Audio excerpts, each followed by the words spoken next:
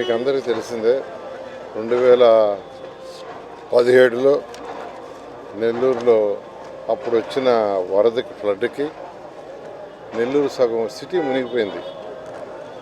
అప్పుడు గవర్నర్ ముఖ్యమంత్రి గారు స్వయం ఆయన ఇక్కడే వచ్చి పెరండి గ్రౌండ్లో బస్సులో నిద్రపోయి 4 రోజులు ఆయనే పర్సనల్గా ఫాలోఅప్ చేసి చేయటం వల్ల ఆ యొక్క నీళ్ళన్నీ పోవటం జరిగింది.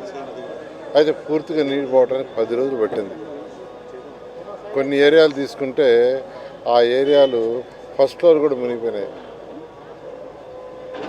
అయితే ఈ యొక్క సమస్య ఫ్యూచర్లో రాకుండా ఉండాలి అంటే ఏదైతే డ్రైన్స్ ఆక్యుపై చేసి మునిగిపోయినాయో క్లోజ్ అయిపోయినాయో అవన్నీ ఓపెన్ చేయాలి.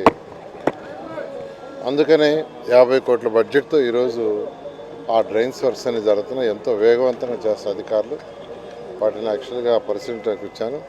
అయితే అక్కడక్కడ ఎక్కువగా ఆక్యుపై చేసుకొని డ్రైన్ అంతా క్లోజ్ అవటం వల్ల అవి కూడా వైడెన్ చేయాలి తప్పదు.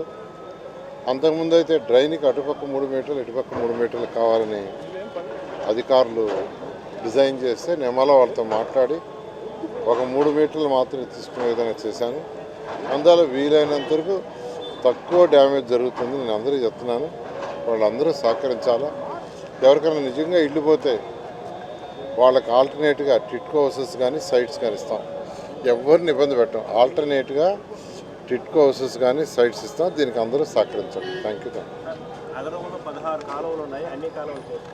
అన్నీ చేస్తున్నామండి. అన్ని టెండర్లు ఇచ్చాము. అన్ని వర్క్లు దాదాపు స్టార్ట్ అయినాయి. అన్నీ కూడా వీలైనంత వరకు ఒక 3 నెలల్లో కంప్లీట్ చేయాలనే ఉద్దేశం. ఏదైనప్పటికీ రేపు వర్షాకాలం సీజన్కి ఎటువంటి ఇబ్బంది లేకుండా ఇవన్నీ కంప్లీట్ చేయడం జరుగుతుంది.